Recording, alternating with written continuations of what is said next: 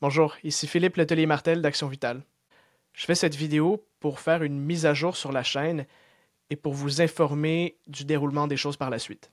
Nicolas et moi, comme vous le savez, nous avons travaillé dans la dernière année pour débuter ce projet très ambitieux, Action Vitale, un média catholique et conservateur émergent qui cherche à changer le paysage médiatique québécois. Et comme vous le savez également, la majorité du temps, c'était moi qui apparaissais devant la caméra, tandis que Nicolas s'occupait du montage, de la post-production.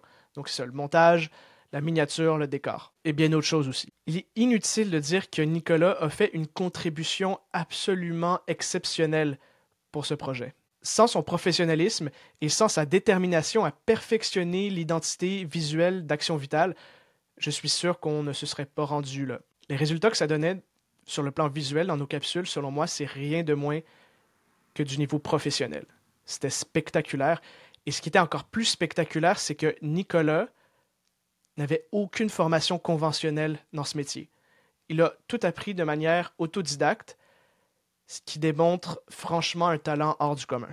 Outre les capsules qui, comme vous vous en doutez, demandaient un travail considérable de post-production, nous avons également débuté un balado qui était idéal pour recevoir des collaborations, des invités, et qui était beaucoup moins exigeant, demandant en termes d'efforts pour le montage et la post-production.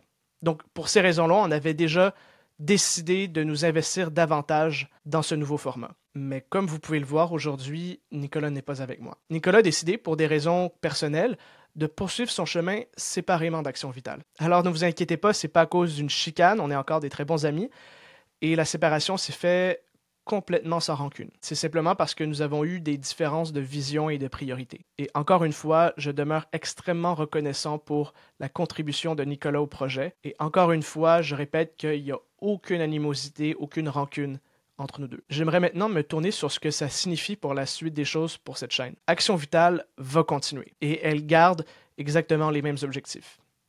Devenir la première entreprise médiatique conservatrice du Québec. Influencer positivement la culture et encourager un renouveau catholique chez la jeunesse. Ces raisons me motivent à continuer le projet de mon côté. Concrètement, ce à quoi vous devez vous attendre pour la suite, c'est du contenu majoritairement dérivé du nouveau balado La Table Ronde. Je suis déjà en train de préparer des entrevues avec des invités spéciaux qui, je suis sûr, vont bien vous plaire. Je ne vais pas vous cacher que je suis un peu intimidé.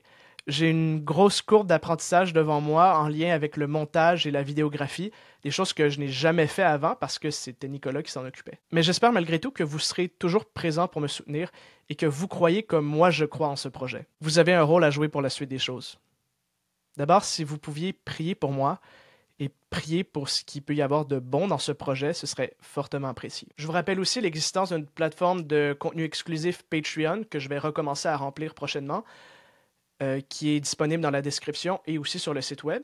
Et sur le site web, il y a aussi l'occasion de donner des dons Stripe, donc des dons ponctuels selon votre générosité. Sinon, si vous avez des suggestions par rapport à certains invités que vous voudriez que je reçoive, n'hésitez pas à m'écrire en commentaire ou dans la messagerie du site web. Je suis parfaitement conscient que la situation dans laquelle je me retrouve est assez difficile et je ne vais pas le cacher. Mais je crois sincèrement que c'est notre réaction face à ce genre de situation-là, face à ce genre de difficultés, qui nous définit, qui révèle notre vrai caractère. Et c'est souvent dans ces moments-là que la réalisation de nos objectifs est beaucoup plus proche que ce que l'on pense. Alors, tout ça pour dire que je vais persévérer. Merci infiniment pour tout votre soutien.